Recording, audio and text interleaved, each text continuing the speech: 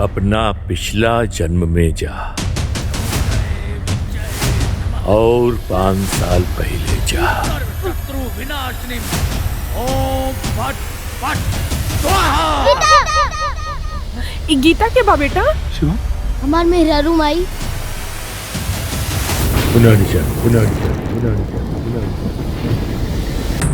असन कौन अधूरा काम रह गया जोन ए जन्म में हमरे बेटा के रूप में जन्म लेने।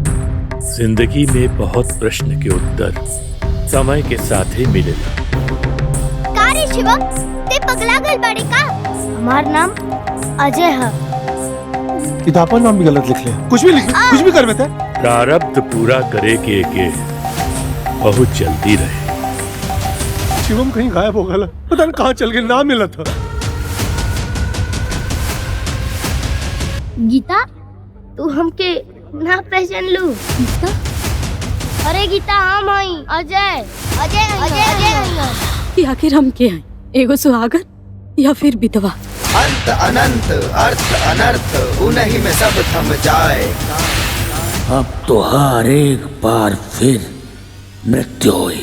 ओम नमः शिवाय। कैसा होगा इस पुनर्जन्म की कहानी का अंत? जानने के लिए डाउनलोड करें स्टेज ऐप।